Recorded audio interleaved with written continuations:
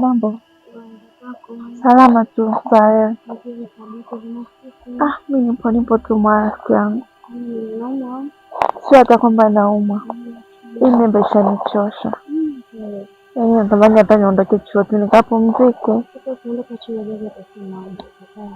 Hapo na mtihani wenyewe, hata nyumbani wajui kama nina hii mimba. Unajua nikiwaza kukaa kwa baba mtoto ya Mungu mengi, shoga yangu. Nimeongea naye, anaelewa kila kitu, sio mbaya, anajitahidi. Kikubwa anahudumia kwani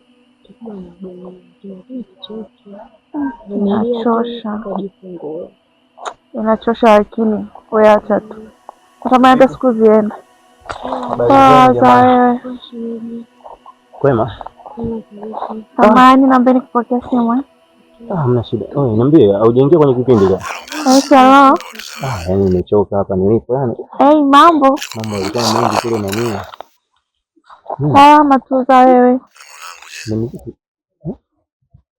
Niko poa. Si lazima kabisa, sijui wewe.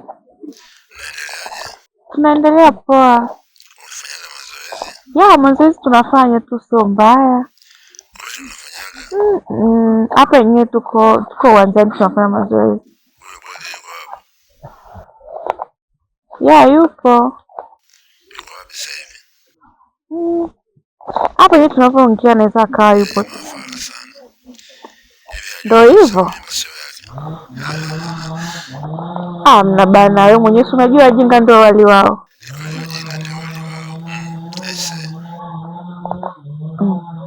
Kwenye haya maisha bana, kuna muda unafikia ni unashindwa kuelewa hata ufanyeje.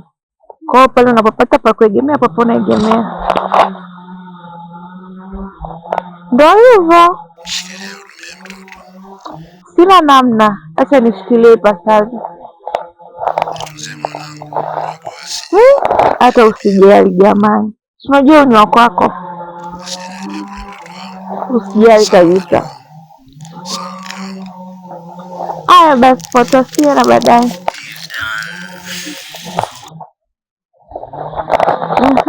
Niko poa. Kupoa tu mzee bwana. Hapa unajua wafanyakazi hapa chuo wanazingua. Yaani eti siku zote baada ya kuja kukata kukata magogo anakuja nakata leo nipiga tu makelele. Msikiza nakwambia. Naomba niongee kama dakika 2 au dakika 5 rafiki yako hapo, baadaye utakuja umalizane naye. Sio kama nakufukuza, sorry lakini. Baadaye rafiki yangu. Sasa naambia baba.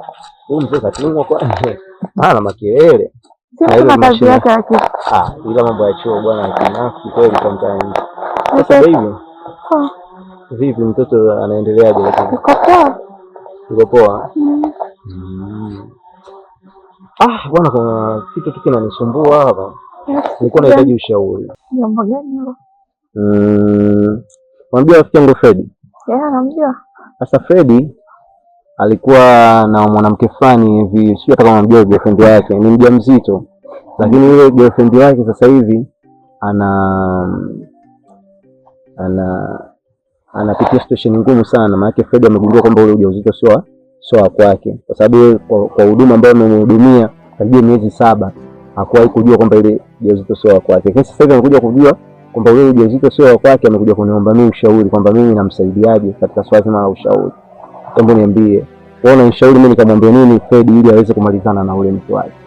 Sasa kwani ilikuwa ni lazima aje kukuomba ushauri? Sasa Fred mimi ni mwanangu, Fred ni rafiki yangu.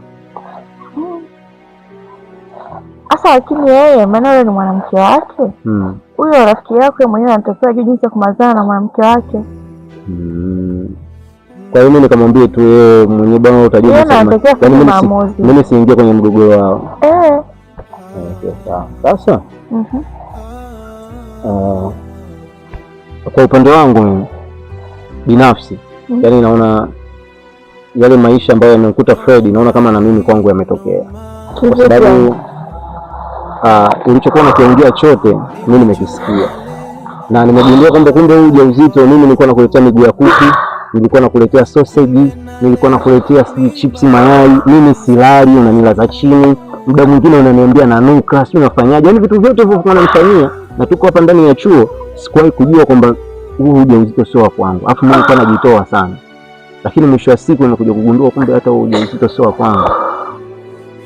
Kiukweli nimejisikia vibaya sana na umenikwaza, yani umenikwaza, lakini kwa sababu mimi sitaki kufanya jambo lolote baya. Na uzuri hapo umetoka kuongea na mwenye mtoto wake, anakuuliza kama mtoto sio anacheza, sio mtoto anafanya nini, vyote unavyoongea umejimaliza hapa, niko nakusikiliza tu.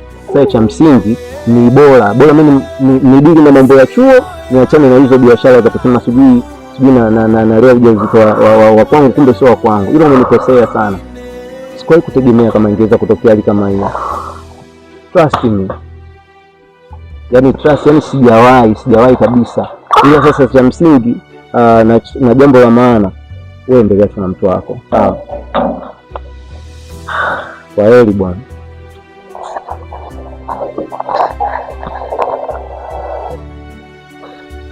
Nimefanya nini Mungu wangu?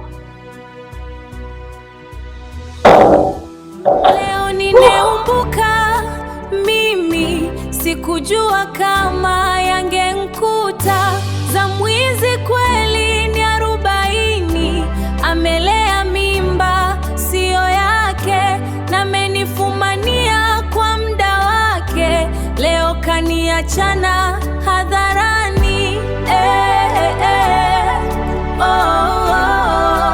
Nimeisha mimi, nimekwisha.